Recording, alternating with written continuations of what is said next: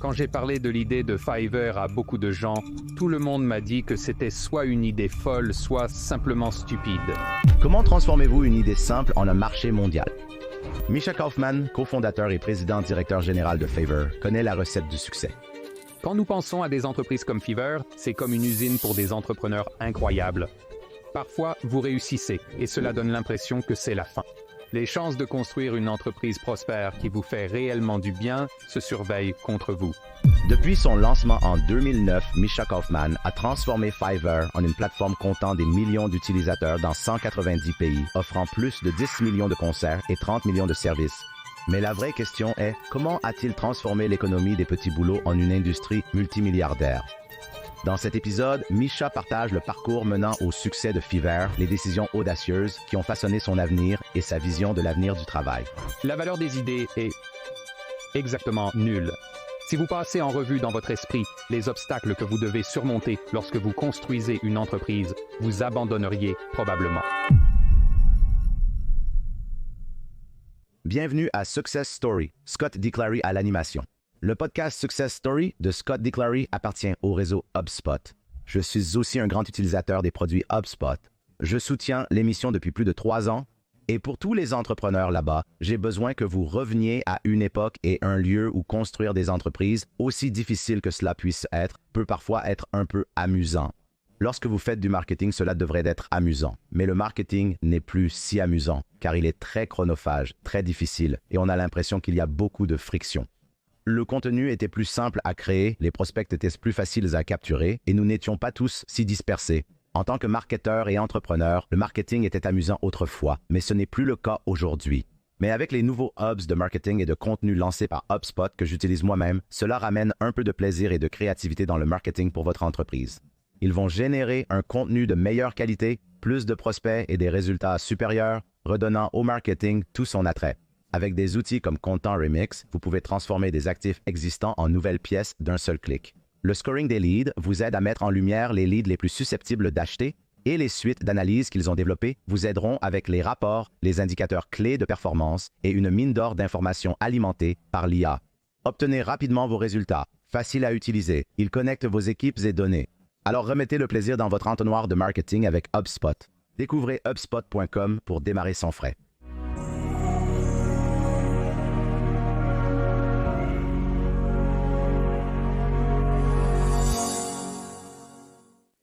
Merci d'être là, heureux de faire ça. Je suis ravi de discuter avec vous.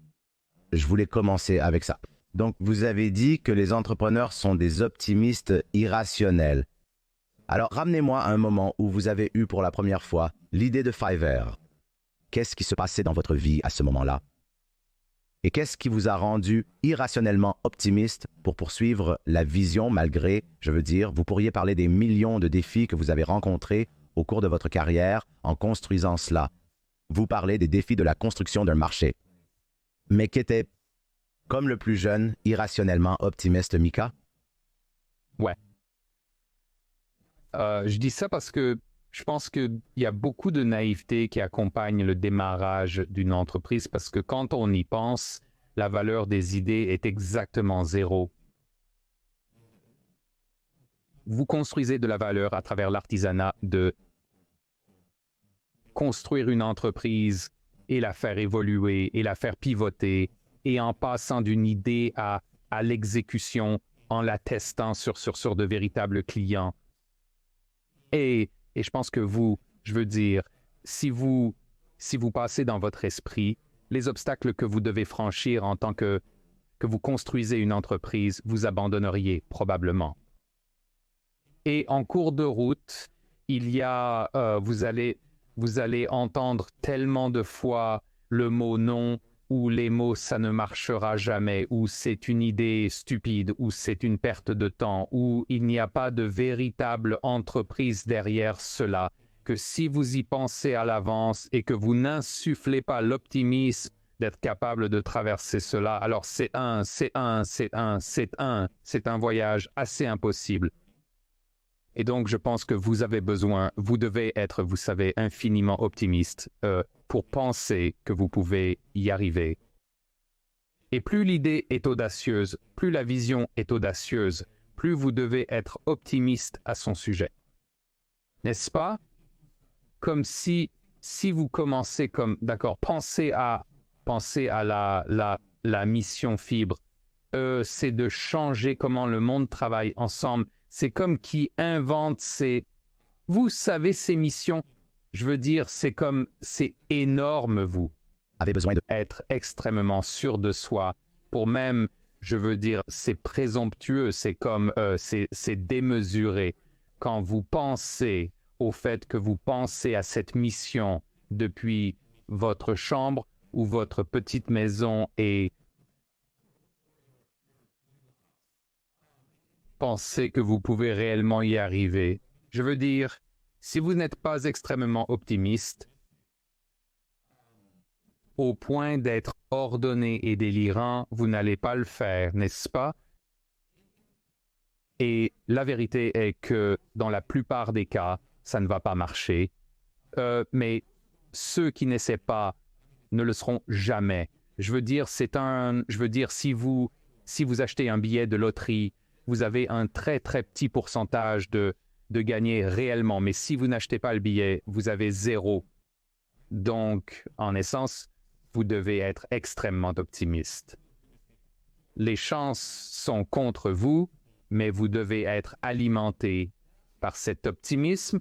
Et en fait, la chose drôle est que tout au long de ma carrière, et vous savez, quand j'ai raconté l'idée de Fever à beaucoup de gens, personne n'a dit « Oh, c'est une idée brillante ». Tout le monde m'a dit que c'était soit une idée folle, soit juste stupide, ce qui m'a juste motivé davantage pour pouvoir prouver que les choses que je ressens et traverse l'artisanat qu'il faut pour transformer cette idée en quelque chose qui commencerait à rencontrer des clients. Et puis à partir de ce moment-là, évoluer. Comment avez-vous fait? Parce que je reviens à l'époque où Fiverr n'était qu'à peine une pensée dans votre esprit, il n'y avait pas de référence ou de comparable à ce moment-là. Je ne pense à rien de significatif. Donc, et vous aviez essayé de construire des choses dans le passé avant Fiverr aussi. Alors, comment faites-vous? Je comprends. Comment l'avez-vous appelé? L'optimisme irrationnel, un peu de délusion. Oui, à tout cela. Mais comment avez-vous autant de foi en ce concept, comme le concert de 5 $ ou le travail de 5 $? Quel était le point de données dans l'univers que vous avez extrait? Je pense que la différence consiste probablement en 2 choses. L'une était que Fever était ma 4e entreprise. Et donc, j'ai fait ma part d'erreur,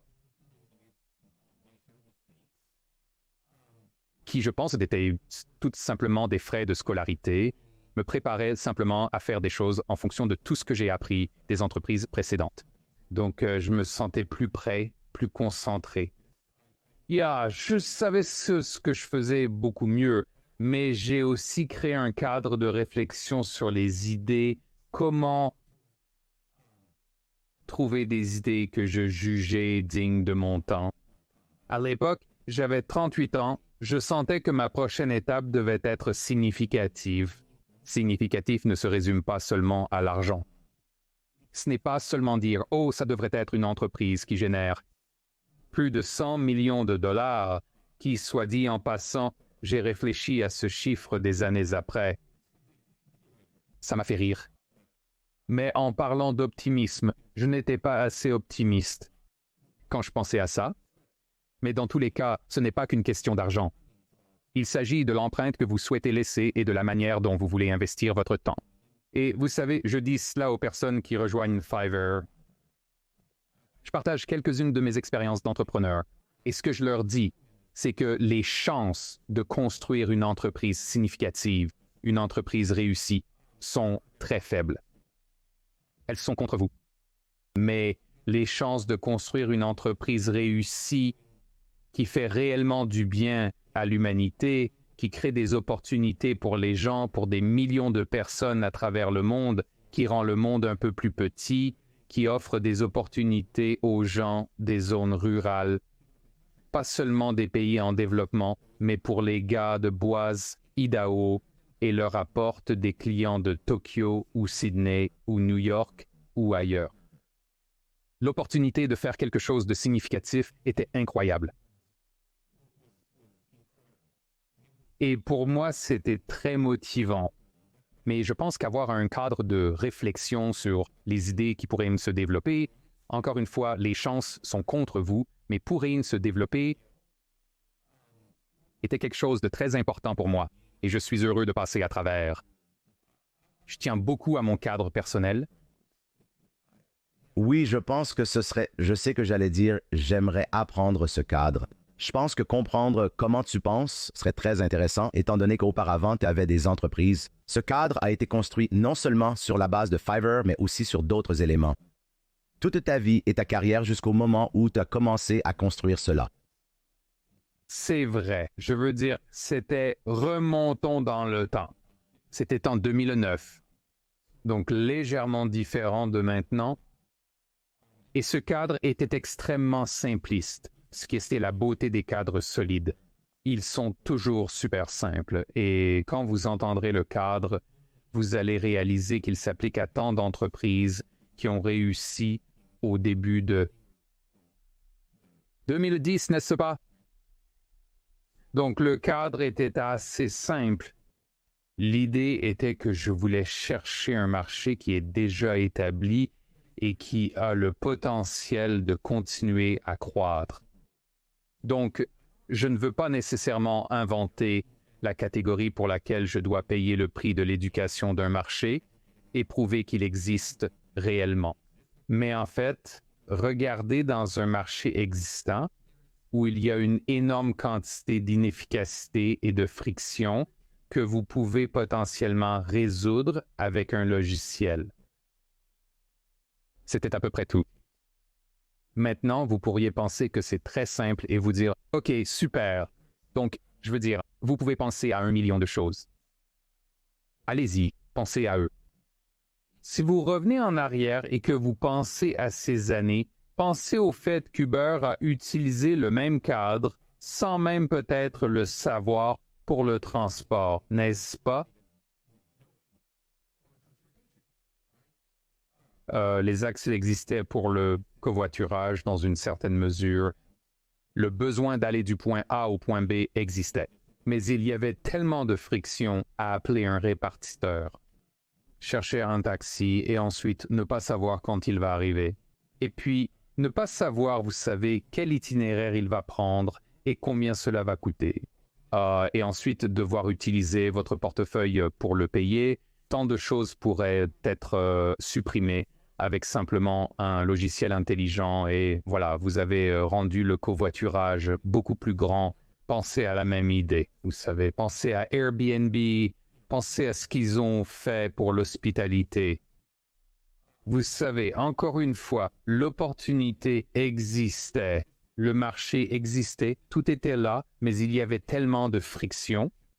C'était si difficile de trouver un livre, de tout payer. Avec un logiciel intelligent, vous pouvez le faire. Donc, en passant, si vous appliquez les mêmes principes, vous voyez les mêmes principes appliqués à FinTech, InsurTech, vous savez, tout ça. Je veux dire, c'était des banques. C'était des entreprises existantes avec une énorme quantité de friction. Qu'avec le bon logiciel intelligent, vous pouvez réellement éliminer. Et si vous pouvez le faire, vous pouvez réellement prendre le marché, ce qui pour moi était la magie d'avoir ce cadre très simpliste. Donc, quand je regardais différents marchés, l'un d'eux était le travail, l'un d'eux était cette idée de la correspondance entre le talent et ceux qui ont besoin d'accéder à ce talent.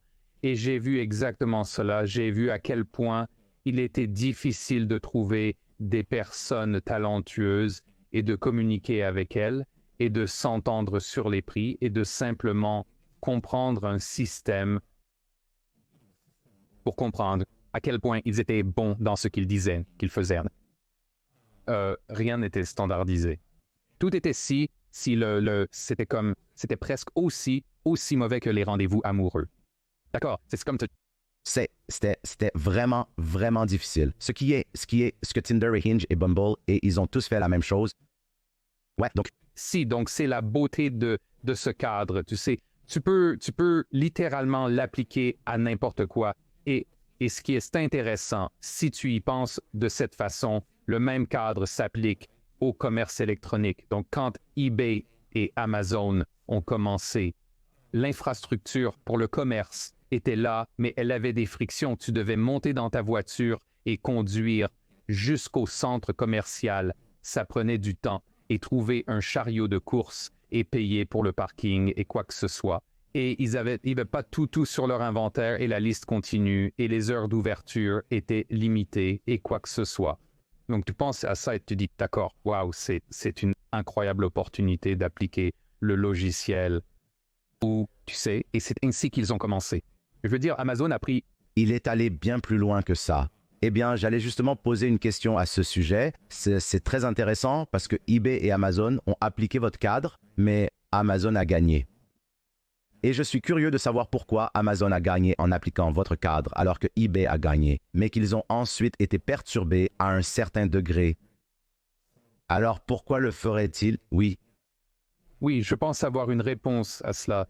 Et je pense que les deux entreprises ont eu des approches très, très différentes à ce sujet. Donc, l'une a pris un très pur approche de marché à deux faces, où elle a commencé à partir de cette idée de communauté. eBay, plus que toute autre chose, était une communauté. Lorsqu'ils ont cessé de former une communauté, leur déclin a commencé. C'est mon point de vue. Maintenant, j'étudie les marchés depuis 15 ans parce que j'en construis un et c'est une machine incroyablement complexe. Et eBay était une source d'inspiration à l'époque parce qu'il faisait quelque chose de très similaire à ce que nous faisions. Amazon a été le marchand de référence pendant de très nombreuses années. Ils ont donc compris que pour rendre l'e-commerce habituel, il fallait résoudre les problèmes logistiques.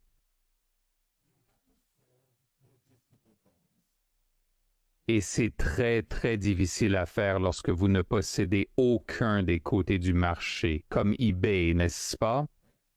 Il est très difficile d'imposer des normes d'exécution lorsque votre côté offre est simplement constitué d'individus aléatoires. Dans le cas d'Amazon, ils étaient soit le marchand d'origine pour commencer. Et lorsqu'ils ont commencé à s'ouvrir aux marchands tiers, ce qu'ils ont réalisé, c'est que la seule façon de vraiment imposer des normes très élevées de réalisation, que nous connaissons maintenant sous le nom de Prime, alors ils doivent passer par le système Prime, ce qui signifie qu'ils doivent expédier leur inventaire aux entrepôts d'Amazon à partir desquels Amazon peut faire la réalisation, ce qui garantit que la réalisation sera de premier ordre. Donc essentiellement, ce qu'ils ont réalisé, c'est que dans cet espace, afin de supprimer probablement le plus grand point de friction, ils devaient contrôler l'exécution et la rendre aussi courte qu'elle l'est. Et d'ailleurs, ce n'est pas si différent de ce que Netflix a fait à Blockbuster il y a de nombreuses années. Vous savez, quand on y pense, parce que quand Amazon est arrivé, et je sais que ça semble vraiment étrange aux jeunes d'aujourd'hui, mais quand le commerce électronique a commencé, il fallait persuader les gens de faire leurs achats en ligne. Les gens ne voulaient pas. Je sais que c'est étrange, mais les gens y résistaient vraiment. Et quand vous y pensez, et c'est pourquoi j'ai mentionné Blockbuster et Netflix, parce que vous aviez, quand vous allez au centre commercial, vous ne pensez pas au temps que vous perdez et à l'essence de la voiture et tout ça. Vous avez en tête la gratification immédiate. Vous vous dites que dans 20 minutes, vous entrerez dans un magasin. Je vais le toucher, je vais le sentir, je vais le porter, peu importe. Et donc, ce que vous faites, par définition, c'est que vous sortez avec un produit, avec une offre qui est inférieure. Vous dites, oh, au lieu d'aller à Blockbuster, de passer 20 minutes à chercher votre film, vous allez le commander par courrier, le recevoir dans 2 jours. c'est 2 jours contre 20 minutes. Et la façon dont Netflix a résolu cela, c'est qu'ils ont utilisé cette idée, ce handicap est un avantage, en disant, vous savez quoi, il n'y a pas de frais de retard, et d'ailleurs, vous pouvez prendre 3 films, et vous pouvez les garder aussi longtemps que vous voulez, et quoi que ce soit. Et donc, si vous avez plusieurs films à la maison, votre temps d'attente est de 0. Ce n'est même pas 20 minutes, parce que vous avez votre prochain film. Oh, c'est incroyable. Et donc, et ce sont les choses que les gens détestaient chez Blockbuster, les frais de retard et tout ça. Amazon a fait très similaire. Ils ont dit, vous savez, nous allons le rendre super pratique, ça va être super rapide et c'est gratuit. Livraison gratuite et c'est 48 heures au début et maintenant c'est 24 heures. C'est des remplacements gratuits et c'est quoi que ce soit et aucune question posée et il y a un inventaire infini. Et ça va être le moins cher. Et d'accord, super, affaire conclue. Et vous persuadez les gens de franchir la ligne et vous en faites un service habituel. Vous ne pouvez faire cela dans le commerce électronique que si vous contrôlez l'exécution. Et Amazon, plus que toute autre chose, est une entreprise d'exécution. Et ils l'ont maîtrisé comme, c'est je ne peux toujours pas le croire, que Ils peuvent faire ce qu'ils font, c'est incroyable. Un grand merci à HubSpot et au réseau de podcast HubSpot pour avoir sponsorisé Success Story. Si vous aimez Success Story, vous allez apprécier une tonne de podcasts proposés par le réseau de podcasts HubSpot, y compris Hustle and Flowchart, animé par Joey Fear. Le podcast Hustle and Flowchart avec Joey parle de comment construire une entreprise qui vous donne la liberté et le carburant pour votre vie. Joey discute de systèmes, d'ajustement de mentalité et de stratégie pour les entrepreneurs et tous ceux qui souhaitent apprécier le processus d'être en affaires et de s'amuser. Ce n'est pas pour les entrepreneurs qui cherchent à construire une entreprise d'1 milliard de dollars. Ce guide s'adresse à ceux qui cherchent à bâtir un style de vie et des systèmes efficaces pour y parvenir. Écoutez Hustle et Flowchart où que vous obteniez vos podcasts. Non. Et donc, techniquement, vous savez quand vous regardez ce que Fiverr a fait, et je suppose, considérez-vous Fiverr comme un précurseur? Oui. D'accord. Posez-moi votre question et je vous répondrai. Alors, la question est vraiment en tant que quelqu'un qui, j'aurais pensé que Fiverr est un précurseur, mais je ne suis pas dans le domaine et je ne connais évidemment pas l'histoire aussi bien que vous, mais la question est vraiment comment construire une entreprise qui est indétrônable.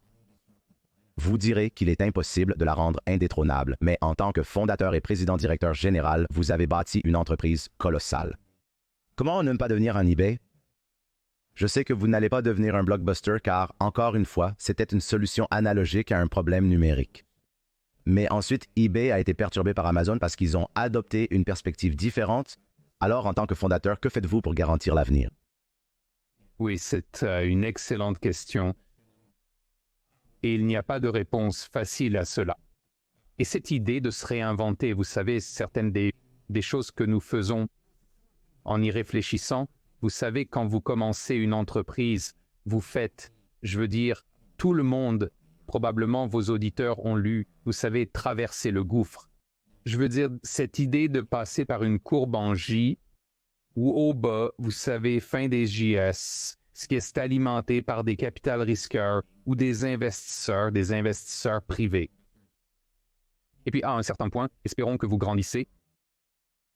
Dans les entreprises, ce qui se passe, c'est qu'au fil des années, vous devez, si vous ne perturbez pas votre propre modèle, quelqu'un d'autre le fera. Et donc, vous devez garder cette approche très fraîche où vous remettez en question tout ce que vous faites et vous continuez à remettre en question votre stratégie et vous continuez à réfléchir aux prochaines voies de l'innovation parce que rien n'est statique. Tout bouge, il y a des moyens de transformation. Certains d'entre eux sont culturels. Certains d'entre eux ont à voir avec les générations et dans notre cas, en 2010, les millennials sont entrés sur le marché du travail. Puis, les Gen Z, ça change la structure du marché du travail. La technologie a changé, l'App Store est devenu super populaire et cela a créé cette énorme opportunité, le cloud computing. Puis maintenant, récemment, vous avez l'IA, donc il y a plusieurs choses qui change constamment. Vous devez continuer à vous mettre au défi. Et l'une des choses qui sont vraiment difficiles en tant qu'entreprise existante, c'est que vous devez faire des courbes de J supplémentaires. Mais maintenant, vous êtes le VC et chaque os de votre corps, chaque aspect, chaque personne autour de vous vous dit de ne pas le faire parce que ça va arriver au dépens de votre rentabilité, au dépens de votre croissance, au dépens de la possibilité de se concentrer uniquement sur une chose. Mais vous devez le faire, vous devez vous réinventer, vous devez faire la prochaine vague de transformation. Parce que si vous ne le faites pas, vous finissez comme beaucoup d'entreprises que nous connaissons, comme BlackBerry et Kodak et autres. Je veux dire, malheureusement, la poubelle d'entreprise, vous savez, est pleine d'incroyables. Vaste et grand. Nom ce que vous connaissez. Blockbuster était un 6 milliards. Entreprise générant un revenu annuel de 6 milliards. Il semble impossible de stopper une si grande entreprise. Rappelez-vous de Yahoo à ses plus grands moments. Je veux dire, il semblait impossible à détruire. Mais il y a très peu d'entreprises qui sont réellement capables de survivre. Et quand vous y pensez à un niveau personnel, il y a très peu de fondateurs, de managers qui sont capables de traverser tout cela. En tant que fondateur et président directeur général, j'ai un rituel annuel où je prends quelques jours pour faire une introspection et me demander si je suis la bonne personne pour continuer à diriger cette entreprise l'année prochaine. Et je pense que c'est comme ça, et nous faisons la même chose pour la façon dont nous sommes structurés et organisés, et nous continuons à remettre cela en question, parce que si vous ne le faites pas, vous devenez complaisant, et c'est là que les entreprises commencent à tomber. Et je sais, si vous écoutez l'histoire de Netflix racontée par Netflix, vous savez que Blockbuster était vraiment très proche de pouvoir battre Netflix à son propre jeu parce qu'ils avaient l'avantage de faire de la distribution physique et faire de la distribution en ligne ou par courrier. Et puis, le passage au numérique n'était pas une si grosse affaire, n'est-ce pas? Mais à cause des changements de direction, ils l'ont perdu. Ils ont aussi raté une opportunité d'acquisition. Correct. Je ne me rappelle plus si c'était 15 $ ou 50 millions de dollars à ce moment-là. Les sommes étaient dérisoires, comme des centimes. C'était absurde. Mais l'histoire des entreprises regorge de tels récits. Et c'est difficile de ne pas en devenir un. Vous devez être très conscient que vous pouvez l'être. Je veux dire, si vous devenez complaisant, si vous ne perturbez pas votre propre entreprise, quelqu'un d'autre le fera. Parce que vous venez de prouver que c'est une excellente entreprise. Ce qui fait de vous, vous savez, ce qui fait... Oui, exactement. Lorsque vous regardez en arrière, je veux que les gens, car ils savent ce qu'est Fiverr. On peut discuter de l'avenir du travail longuement, mais je crois qu'il est aussi crucial de comprendre votre parcours et votre ascension. En regardant en arrière sur vos expériences passées à la tête d'autres entreprises, qu'en retenez-vous? Parlez-moi de, même avant Fiverr, le plus grand échec ou la plus grande leçon que vous avez vécue au cours de votre carrière, comme un moment où tout a mal tourné et qui à l'époque semblait, vous savez, ne pas se passer si bien. Oh, Mac. Je ne saurais pas par où commencer. Je veux dire, il y a... Ouais, j'ai fait ma part de podcast. J'aurais dû avoir une réponse préparée pour ça. Mais la réalité est que ce qui se passe entre les entreprises lorsque vous évoluez en tant qu'entrepreneur, c'est simplement votre taux d'échec diminue un petit peu. Cela signifie,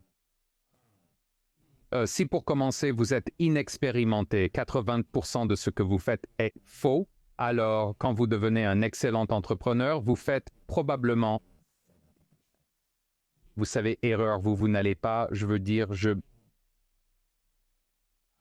pense que ce qui change de bien des façons, c'est simplement la taille du cycle de récupération d'un échec ou d'une erreur, et vous savez avoir un système pour apprendre rapidement, surmonter, ne pas s'attarder dessus et simplement passer à autre chose et prendre tout ce que vous avez fait de mal comme une grande leçon et vous promettre que vous ne le ferez plus parce que si vous le faites, vous êtes simplement stupide.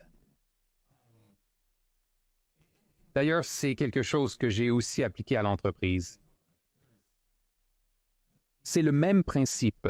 Je veux dire, il est acceptable de faire des erreurs tant que vous les faites de bonne foi, pas par négligence. Tant que ce n'est pas la même erreur, encore une fois, comme si vous le faites. Vous ne devriez probablement pas être ici parce que vous ne vous souciez pas assez. Mais si vous avez fait une erreur, même parfois ce sont des erreurs coûteuses, mais vous l'avez fait avec passion et non par négligence. Et vous étiez au-dessus de ça, et vous l'avez trouvé et vous l'avez corrigé. C'est une excellente leçon. Si vous pouvez le diffuser, si vous pouvez le partager avec le reste de l'équipe. J'ai fait des erreurs dans la façon dont j'ai choisi les cofondateurs. J'ai fait des erreurs en embauchant des gens ou en n'étant pas très bon pour embaucher des gens. J'ai fait des erreurs dans la gestion des conseils et des investisseurs.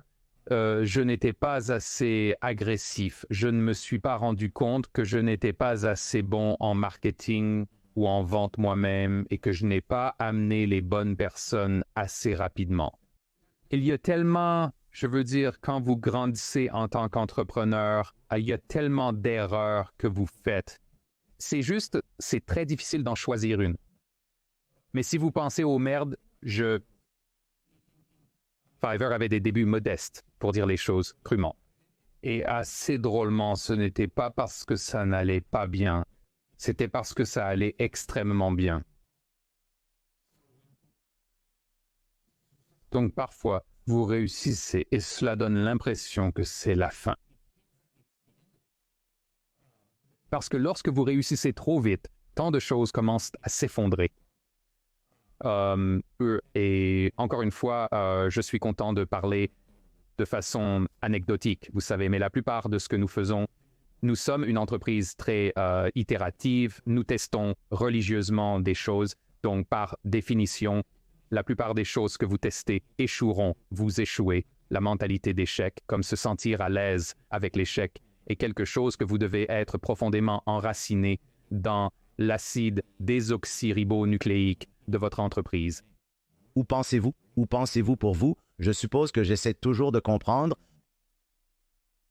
pourquoi certains entrepreneurs, enfin tout entrepreneur qui réussit, a ces callosités mentales qui leur permettent de traverser ces périodes de moments difficiles et d'échecs et de tirer la leçon et de passer à autre chose. Est-ce quelque chose avec lequel vous avez grandi, quelque chose que vous avez appris de vos parents?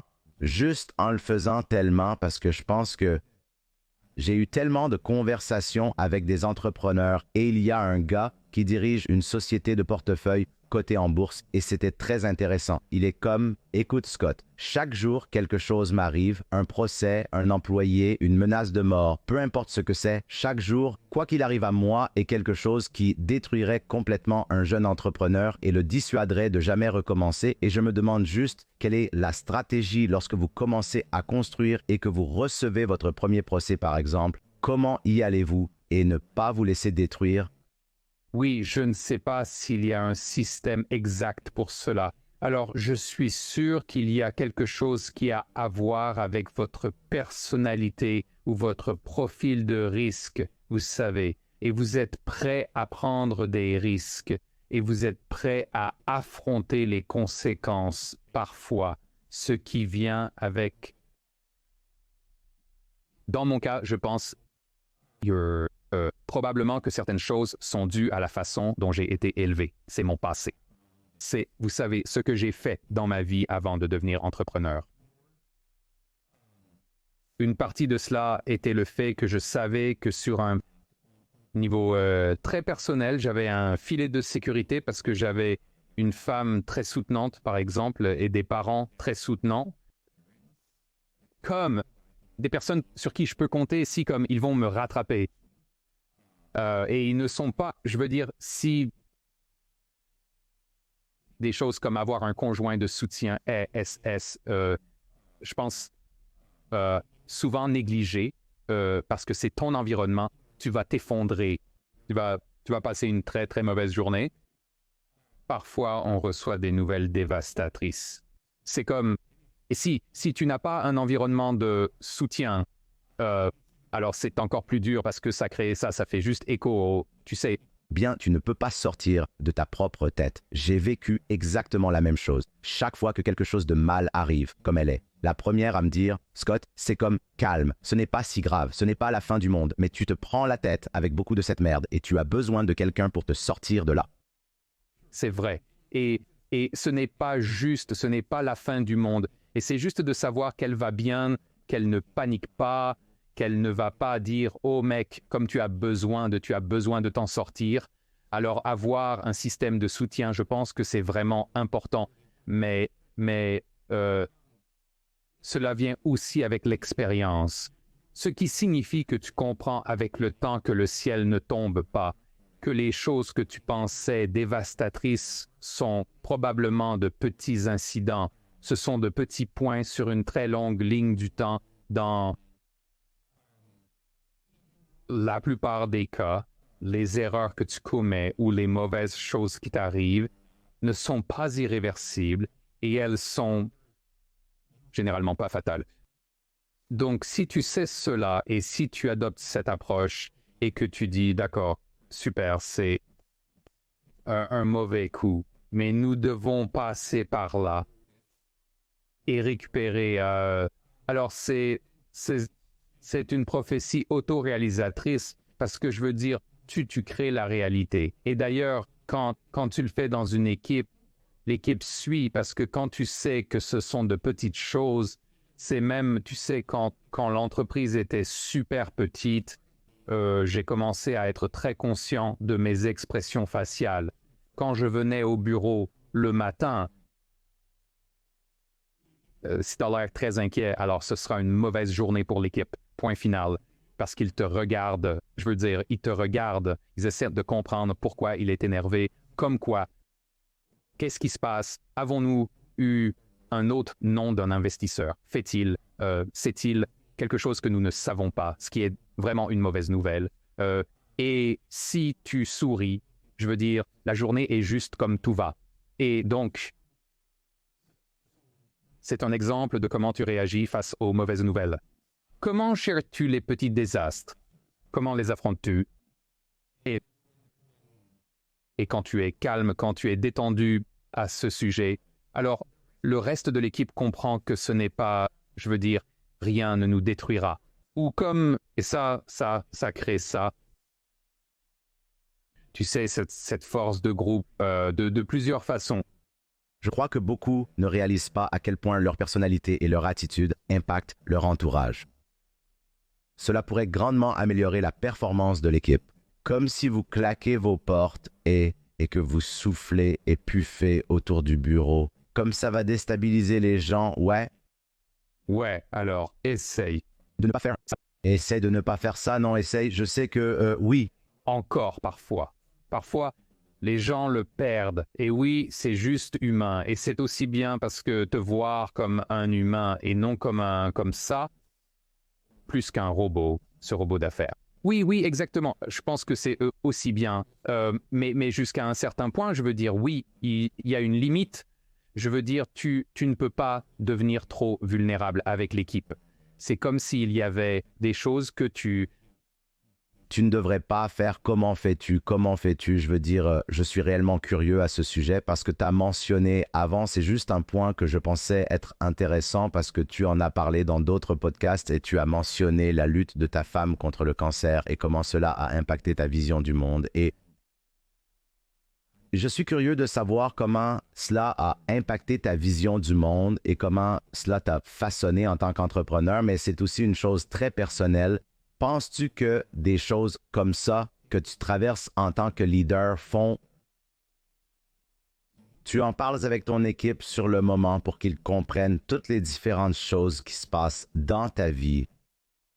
ou essaies-tu de les protéger de cela? C'est donc une question en deux parties, car je suis très curieux de savoir comment cela t'a affecté, bien sûr, mais cela joue dans la deuxième partie quand quelque chose d'aussi traumatisant qu'un événement de vie que la plupart des gens espèrent ne même pas avoir à affronter, mais devront affronter, comme un décès ou un cancer ou quelque chose comme ça, oui.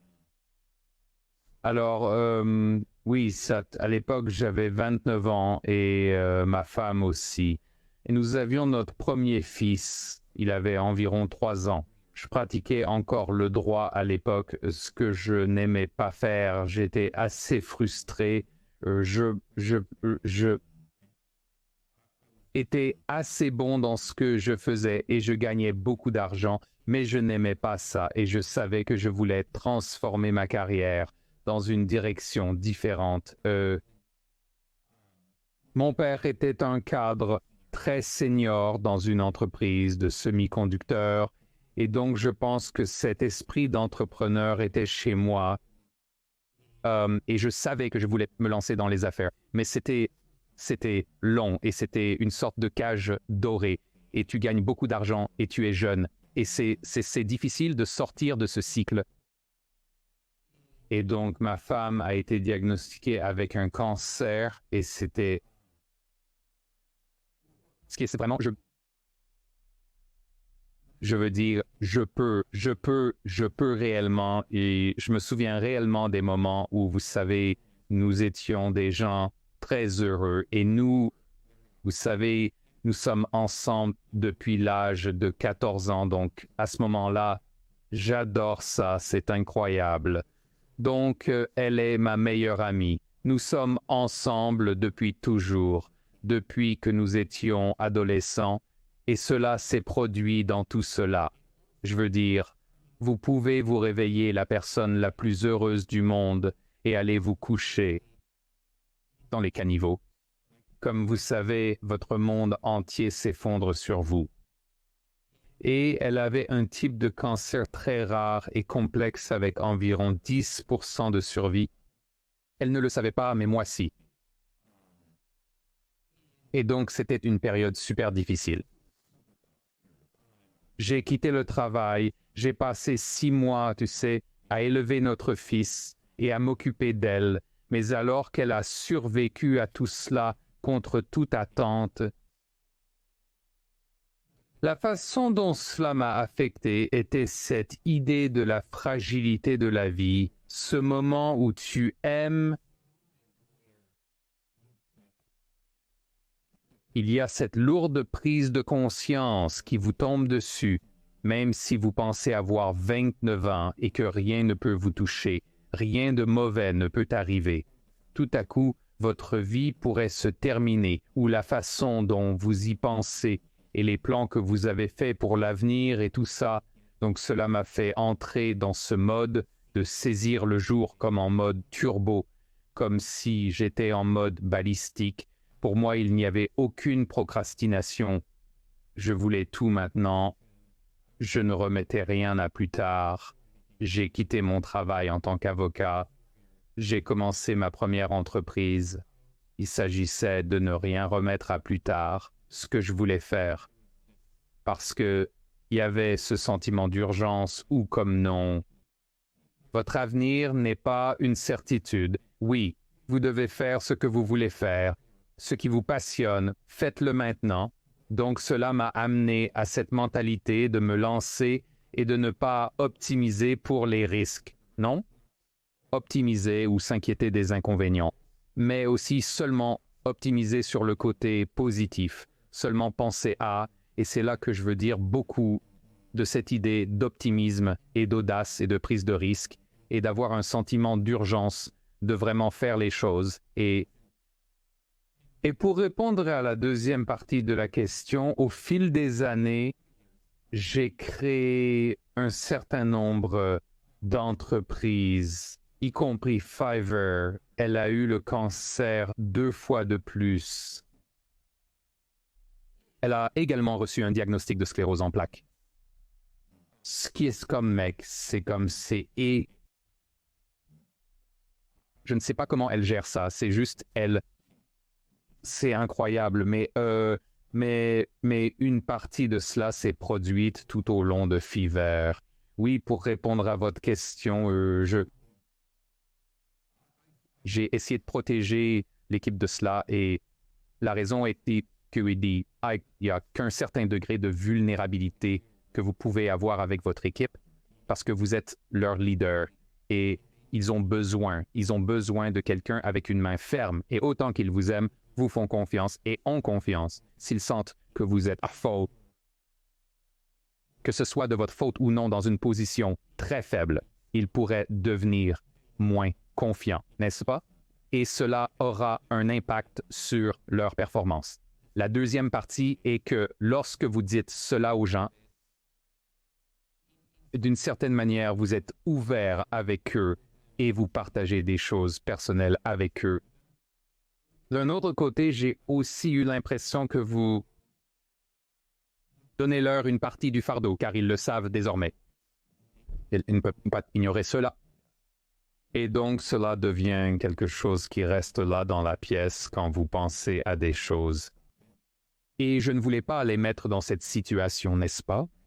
Parce que, encore une fois, je suis une personne privée et évidemment, je ne raconterai même pas l'histoire si ma femme n'était pas d'accord avec ça. Bien sûr, ouais, mais c'est comme, et elle a écrit un livre à ce sujet et c'est bien. Mais je pense que je veux dire, d'un point de vue du fardeau, je voulais protéger l'équipe de la plupart de cela. Je veux dire, il n'y a pas vraiment de guide pour le leadership quand des choses comme ça arrivent. Ce n'est pas comme si vous pouviez aller regarder je suppose que c'est en regardant, espérons, cette vidéo YouTube ou ce podcast, mais je veux dire, beaucoup de gens ne savent pas comment gérer ce genre de choses. Ce sont les choses auxquelles vous ne vous attendez pas. Dieu nous en préserve. Heureusement, vous n'avez pas à vous attendre à cela et cela n'arrive pas. Mais quand vous êtes le leader et le manager, il n'y a pas que le risque à prendre en compte. C'est la responsabilité de la subsistance de tout le monde. Et c'est une position très stressante à occuper. Et je veux dire, je ne suis pas sûr que l'entrepreneuriat convienne à la majorité des gens. Parce qu'ils ne vous disent jamais cela lorsque vous commencez une entreprise. Que se passe-t-il si quelqu'un meurt dans la famille? Que vous soyez entrepreneur solo, à la tête d'une entreprise de 100 millions de dollars ou d'une société cotée en bourse en tant que responsable, vous êtes garant de tous vos collaborateurs.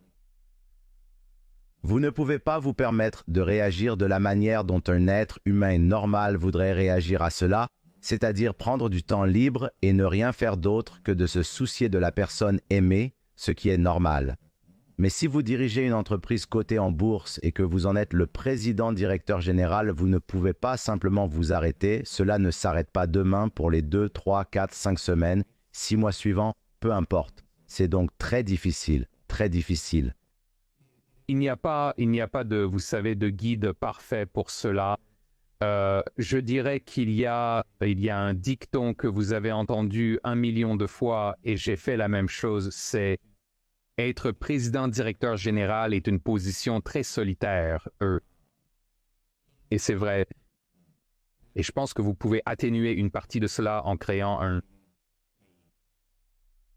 réseau de confiance de personnes partageant les mêmes idées ou se trouvant dans la même situation avec qui vous pouvez avoir une conversation ouverte et peut-être même vous montrer vulnérable. Comme, parce que s'ils sont les bonnes personnes, ils vous diraient qu'ils ont traversé les mêmes situations ou des situations similaires et certaines d'entre elles étaient dévastatrices et ils vous feraient partager leurs histoires. Et je pense que c'est le plus proche que vous pouvez obtenir pour vous ouvrir. Et j'ai trouvé au fil des années, si vous choisissez des mentors pour vous-même, et ce sont des personnes qui deviennent certaines de vos zones sûres pour échanger des idées, des pensées, des préoccupations et parfois des choses privées, alors cela pourrait être utile, sinon vous devez être, c'est assez solitaire, et vous devez être avec quelqu'un avec qui vous devez faire face. Et vous avez raison de ne pas... Tout le monde devrait être un entrepreneur, et c'est très bien. Et d'ailleurs, parfois, je peux parler de gens, et parfois, ils peuvent parler d'eux-mêmes. et parfois vous avez juste besoin de le sortir du système, juste essayer ce qui est bien. J'encouragerais quiconque veut le faire. J'adore ça, c'est incroyable. Et j'encourage les gens à...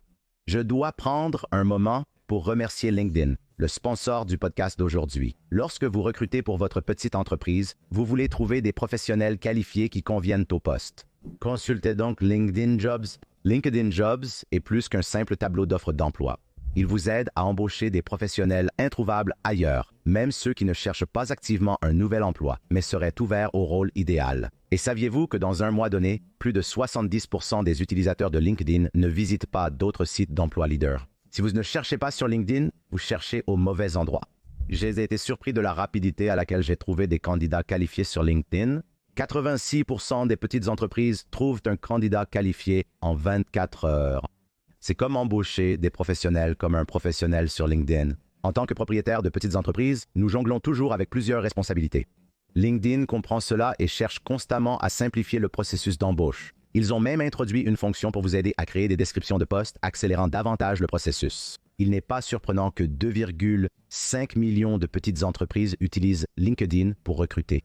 Je le recommande vivement pour trouver des professionnels exceptionnels qui pourraient faire passer votre entreprise au niveau supérieur. Publiez votre offre d'emploi gratuitement sur linkedin.com/excellence.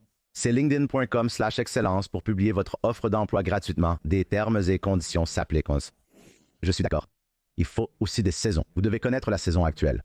Vous savez, l'une des plus grandes stratégies d'embauche que j'ai est de trouver des gens qui devraient être des entrepreneurs. Mais pour une raison quelconque en ce moment, leur profil de risque n'est pas aligné. Et ce n'est pas la bonne saison pour eux d'être un entrepreneur, mais ils feront d'incroyables employés. Et il n'y a rien de mal à cela. Et peut-être qu'ils veulent être un entrepreneur dans 5 ans, ou peut-être qu'ils l'ont fait, et je connais des fondateurs qui ont repris des rôles dans des entreprises parce qu'ils ne veulent plus du stress. Il n'y a littéralement rien de mal à cela. Vous n'avez pas toujours à être un fondateur ou toujours un employé. Ou une fois que vous êtes un fondateur, vous ne pouvez jamais revenir en arrière.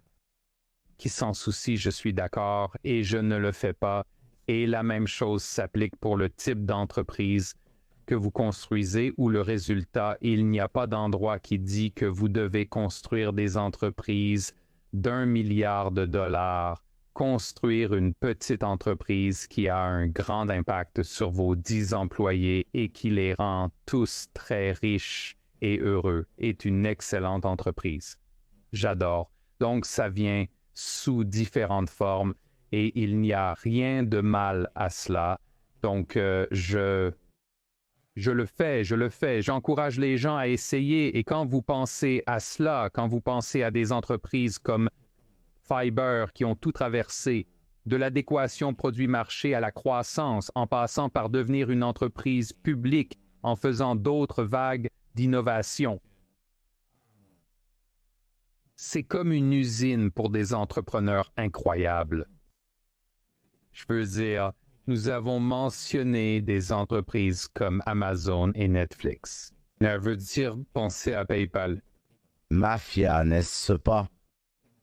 Les 150 premiers employés, je veux dire, cela inclut Peter Thiel et Elon Musk. C'est tout simplement incroyable. Et je pense que ces expériences, vous savez, vous préparent pour, je veux dire, ce sont les meilleures écoles que vous pouvez avoir. C'est 100 fois mieux que de faire un master en administration des affaires. Oh, 1000%. Et je pense que les personnes avec un esprit entrepreneurial seraient remarquées. Je veux dire, au sein des entreprises, je veux dire, je connais les gens ici qui sont entreprenants et si vous pouvez les garder et créer de l'espace pour qu'ils continuent à créer des choses à l'intérieur de l'entreprise, à avoir leurs propres organisations et à suivre leurs idées, c'est incroyable. Sinon, donnez-leur la bénédiction de commencer quelque chose, possiblement... Investissez de l'argent en eux. Ouais. Parce que vous avez le meilleur processus de diligence raisonnable et de vérification que quiconque pourrait espérer. Vous avez déjà travaillé avec eux pendant 2 ou 3 ans, n'est-ce pas?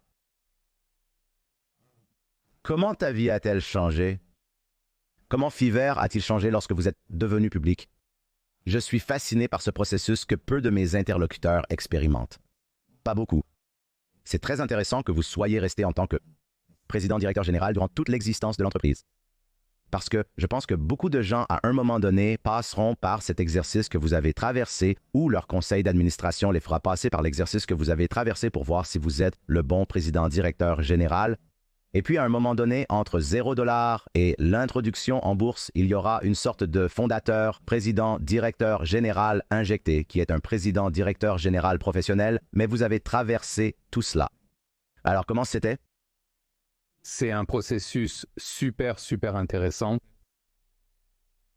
hautement éducatif. Cela rend votre entreprise tellement meilleure en tant que machine. Oui, vous savez, la façon dont vous pensez à comment vous opérez, comment vous budgétisez, comment vous planifiez, comment vous projetez les choses, comment vous pensez à la route, comment vous pensez à la stabilité, comment vous pensez au talent, tout cela vous force à faire des choses très différentes de ce que vous faisiez en tant qu'entreprise privée.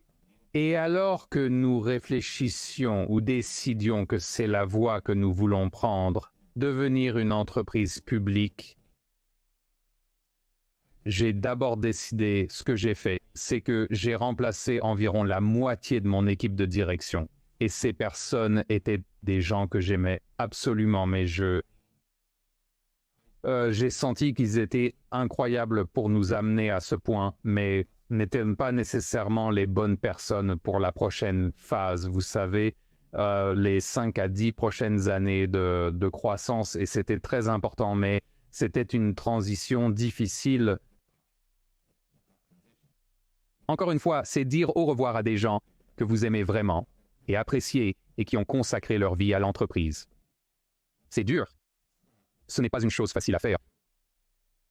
Et puis, ce que j'ai décidé, c'est que je voulais commencer à exercer ce que signifie être une entreprise publique en tant qu'entreprise privée, ce qui signifie que nous avons commencé à avoir nos propres faux bénéfices où, vous savez, à faire les projections trimestre par trimestre et à faire la chose annuelle. Et donc, mettre les bons systèmes en place, mais ayant comme 2 ans pour le faire, donc c'était, et puis j'ai passé tellement de temps avec des entreprises que j'ai visité qui sont devenues publiques les 2 années précédentes. Donc des entreprises qui avaient un souvenir frais du processus et grâce à ces entreprises, j'ai pris beaucoup de l'apprentissage lourd du processus que c'était juste. Cela est devenu vraiment plus facile et puis c'était commencer à faire des roadshows non-deal, de juste obtenir parce que nous étions à l'époque, il n'y avait pas d'entreprise publique dans notre espace. C'était éduquer le marché sur ce que c'est. Ce n'était pas comme « Oh, nous sommes les 100 entreprises ». Entreprise qui fait le modèle SaaS, vous savez, oui, c'était la première fois, donc personne ne comprenait vraiment ce que nous faisions. Et c'était, donc nous étions une créature étrange dans cet espace. Il était important pour moi de commencer à rencontrer des investisseurs bien avant. Donc, une fois que nous faisons le roadshow réel avant l'introduction en bourse, c'est comme la 3e, 4e fois qu'ils me voient. D'accord? Donc, ils peuvent aussi comprendre cela parce qu'ils m'ont vu 3-4 fois. La cohérence de notre exécution est là parce qu'ils peuvent réellement regarder leurs notes. Donc c'était l'un, et puis c'est juste, vous savez, c'est préparer l'équipe pour les montagnes russes, d'être une entreprise publique, ce qui n'est pas une mince affaire. Il faut passer du temps à le faire et à leur expliquer ce qui va se passer et leur expliquer ce qui compte réellement dans ce jeu et leur expliquer que c'est un jeu à long terme. Ce n'est pas un jeu à court terme. Dans le jeu à court terme, ça pourrait être comme entrer dans une machine à laver, ça va être terrible. Mais vous ne pouvez pas être super myope sur une certaine semaine ou mois ou trimestre ou même une année. Et puis c'est entrer dans la routine d'être une entreprise publique. Vous savez faire les bénéfices et la tournée de présentation. Avez-vous déjà été stressé à l'idée d'assumer ce poste en tant que président-directeur général d'une entreprise cotée en bourse parce que votre travail change-t-il à ce moment-là? Eh bien, ça change. Ça change. Et le processus d'introduction en bourse lui-même vous aspire. Je veux dire, il faut avoir une colonne vertébrale très solide ou une infrastructure interne pour pouvoir prendre du recul et gérer cela. Et je pense que c'est l'une des choses que j'ai dites à ma direction. J'ai dit, la seule façon dont nous pouvons le faire, c'est si, en tant que direction, nous nous assurons qu'au début, je passe la plupart de mon temps dans le futur et non dans le présent. Et avec le temps, tu fais la même chose, n'est-ce pas?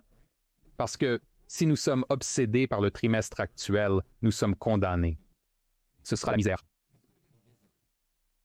Certains trimestres seront incroyables, d'autres moins bons, car nous ne contrôlons pas tout. Faisons de notre mieux, mais vous savez, il y a des choses géopolitiques, il y a des choses macro, il y a le comportement du marché boursier, quoi qu'il en soit, il y a des élections, il y a... tout ne va pas se passer comme prévu. Si vous êtes obsédé par le trimestre vous-même, cela signifie que vous ne passez pas assez de temps à penser à l'avenir. Alors, j'ai créé le système pour vraiment me permettre de le faire maintenant.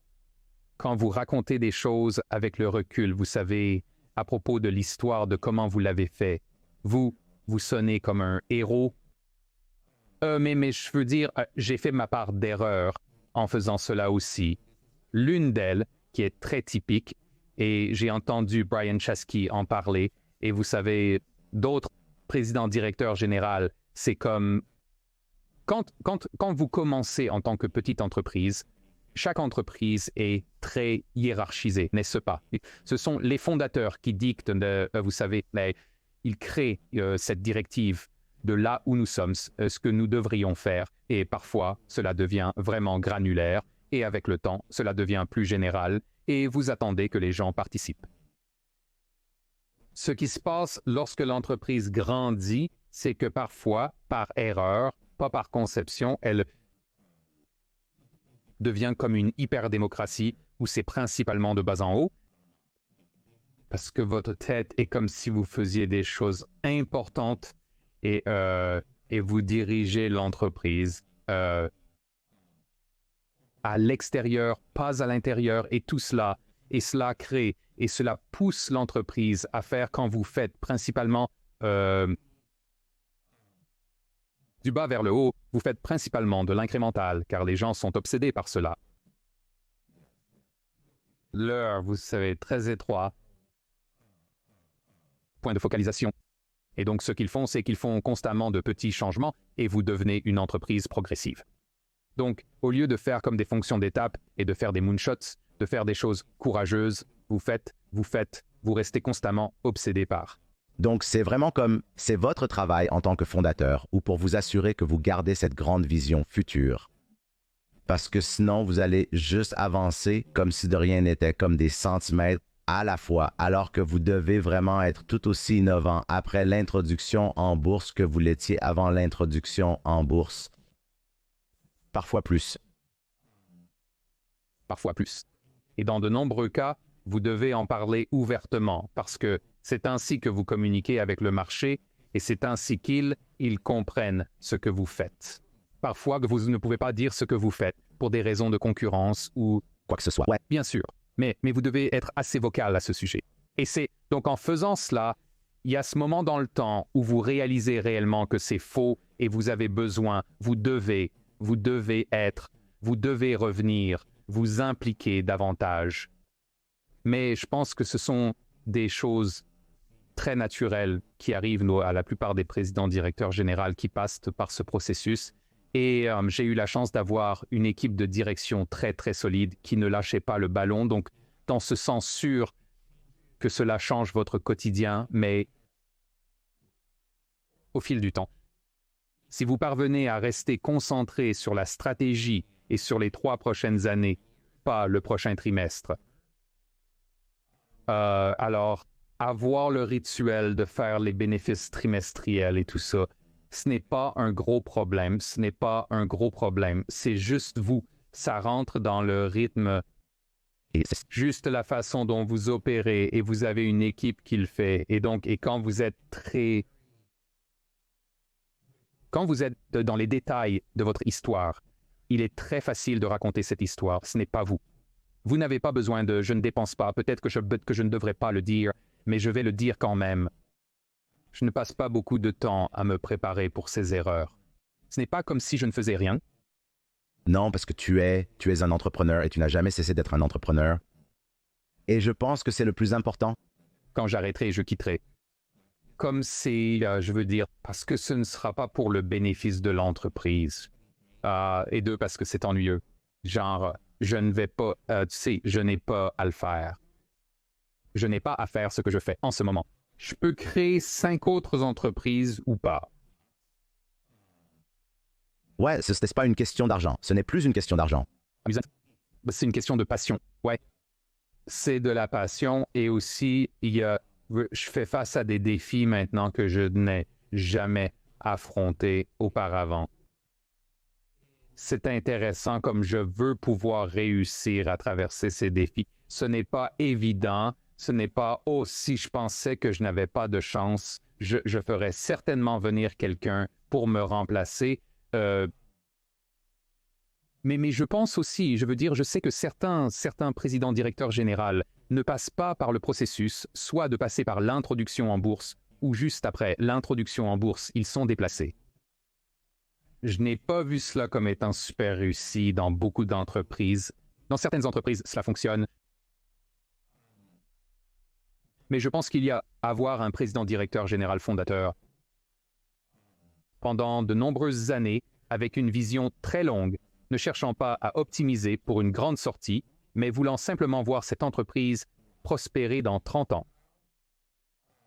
Est un énorme plus pour les investisseurs. Et je suis aussi un investisseur. Donc en tant que VC moi-même, je choisirai toujours d'investir dans le fondateur plutôt que d'avoir des présidents directeurs généraux embauchés. Je pense que c'est très intelligent. Je pense que c'est aussi la raison pour laquelle, même à un niveau micro, lorsque les entreprises font des acquisitions et qu'elles tuent l'innovation parce qu'elles font l'acquisition de manière incorrecte et qu'elles essaient d'intégrer l'entreprise qu'elles ont acquise dans le groupe, et puis tout à coup, l'entreprise a une réponse auto-immune à ce nouvel actif acquis, contrairement à ce que fait Google. Et je suis sûr que Meta fait de même. Ils font l'acquisition, puis ils les déplacent vers la périphérie de l'entreprise et ils les laissent tranquilles et ils les laissent faire leur truc. Et parfois, ils ne veulent même pas les avoir physiquement dans le même bureau que les employés parce qu'ils veulent que cette équipe reste tournée vers l'avenir et innovante.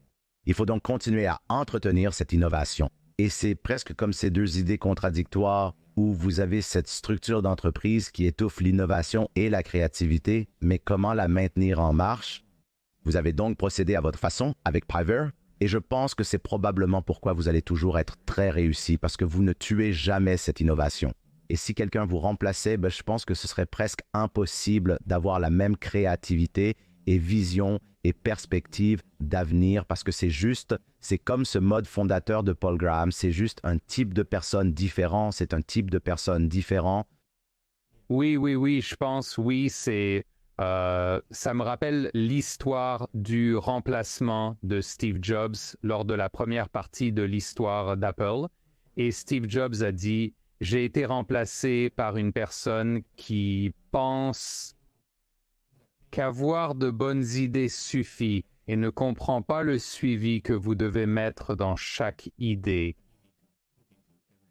Et je pense que c'est là que les fondateurs ont un certain avantage à comprendre ce qu'il faut. Nous parlions de cet artisanat qui consiste à transformer une idée en quelque chose où vous avez un avantage, mais j'ai aussi vu des présidents directeurs généraux non fondateurs arriver et faire des choses incroyables. Des choses, et comme vous l'avez dit plus tôt, tout est une question de timing. Parfois, vous savez que le timing est bon. Parfois, vous faites simplement entrer la bonne personne. Donc, je suis certain que personne d'autre ne peut faire mon travail. Il y a probablement des gens, c'est vrai, mais vous devriez chercher dur, c'est tout ce que je dis. Je suis là pour l'instant, donc nous avons traversé beaucoup de choses. Je suppose la dernière chose, parce que nous n'avons pas vraiment abordé cela du tout, ce qui est en fait, je suis très heureux que nous n'ayons même pas abordé cela, parce que j'ai l'impression que c'est ce dont vous parlez toujours, mais la dernière, juste comme une pensée, vous regardez 30 ans plus tard, vous regardez l'avenir de où Fiverr va être et sa place dans l'économie de gig, dans l'avenir du travail. Peut-être juste quelques pensées parce que vous étudiez cela toute la journée, où va l'avenir du travail. Vous savez, j'y ai fait allusion plus tôt. J'ai dit, vous savez, nous avons commencé l'entreprise. C'était, vous savez, on dit que le timing est tout.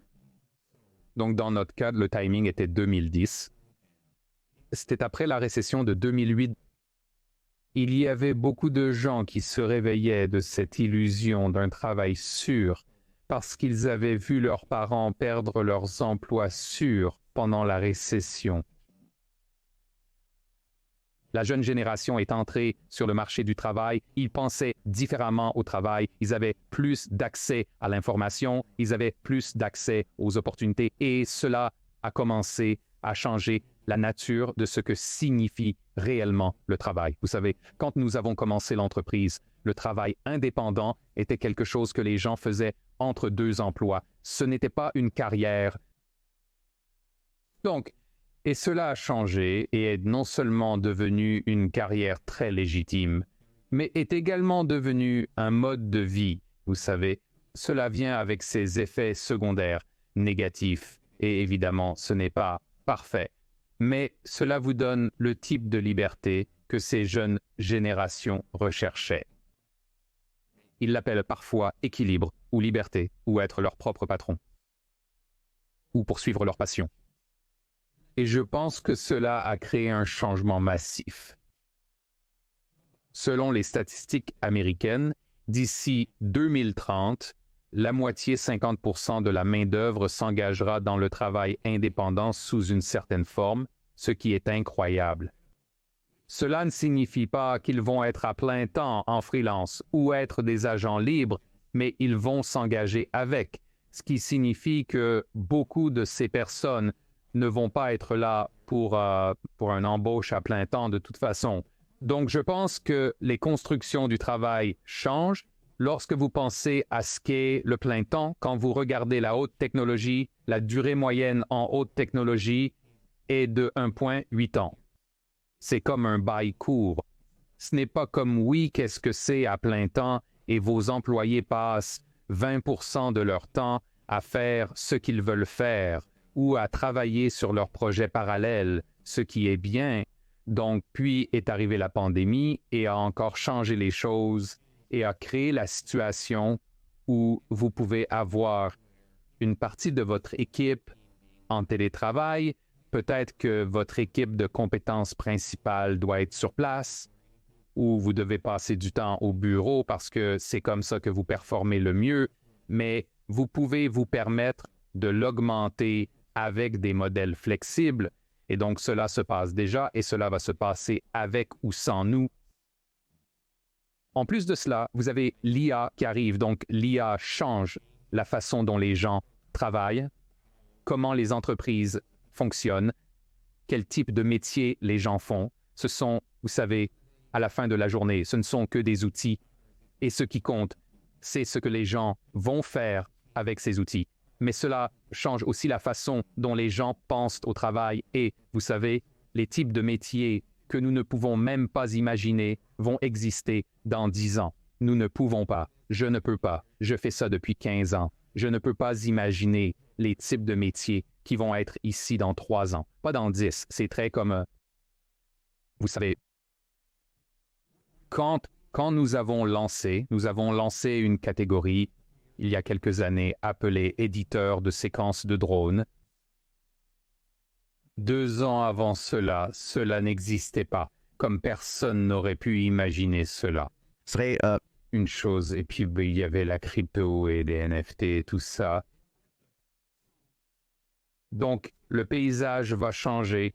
Pour moi, la seule constante est que la créativité humaine, le talent humain sera toujours en demande et ces structures vont changer. Et vous savez, parfois, je fais référence à la façon dont je pense que les entreprises travailleront avec le talent. Je le compare à l'idée de l'informatique en nuage, j'ai dit, vous savez, ce que l'informatique en nuage a fait, c'est qu'elle a libéré la puissance informatique en ayant une distribution beaucoup plus large. Et donc, vous, en tant que petite start-up, pouvez réellement avoir accès à la meilleure puissance informatique au monde et vous payez simplement à l'utilisation.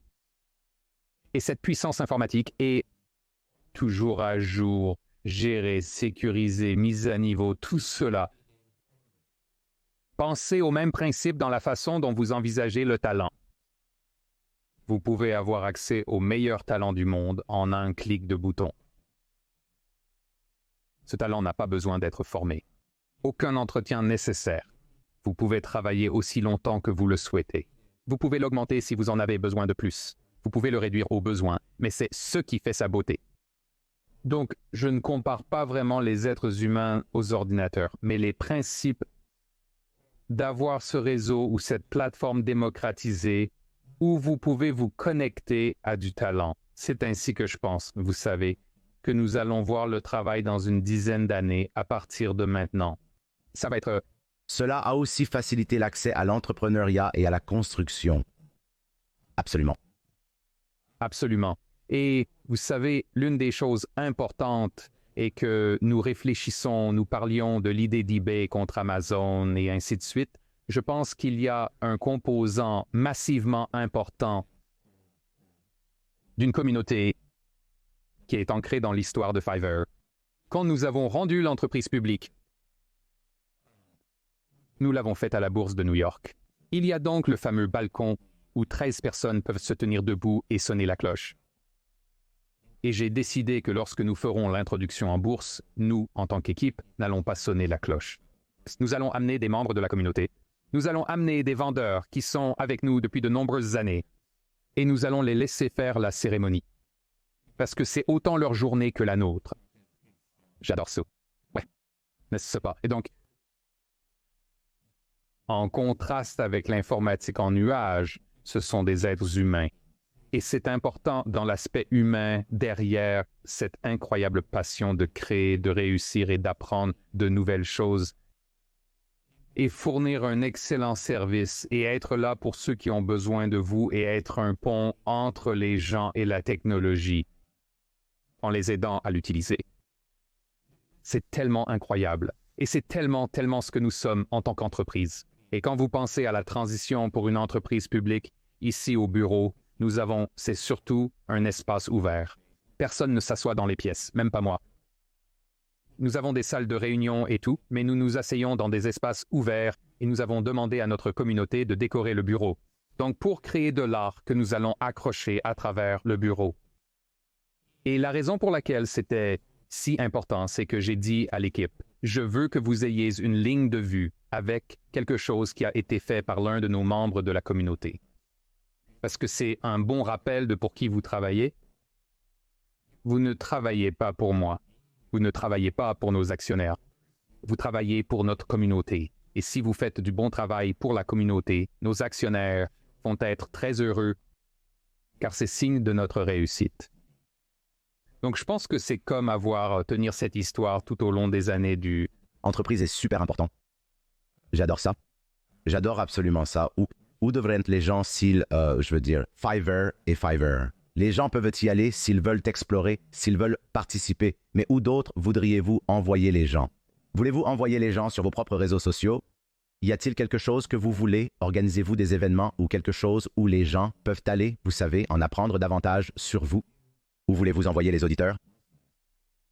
Donc, nous organisons, ou notre communauté organise beaucoup d'événements parce que je suis sûr que les personnes qui écoutent cela vendent des services sur Fiverr. J'achète des services sur Fiverr. Comme tout le monde l'a utilisé à une certaine capacité. Si vous êtes même un peu entreprenant, vous l'avez utilisé. Sur notre site web, vous trouverez tous nos événements.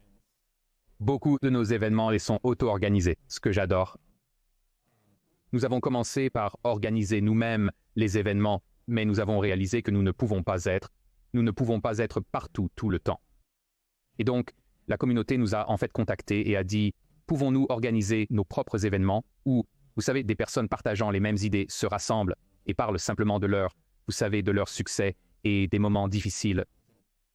Et nous avons dit, bien sûr, nous vous donnerons simplement, vous savez, nous vous donnerons l'infrastructure pour mettre en place un lieu où, et si vous avez besoin d'aide, nous sommes là. Comme vous n'avez pas à nous inclure dans une discussion, mais vous pourriez. Donc, nous avons nos forums professionnels.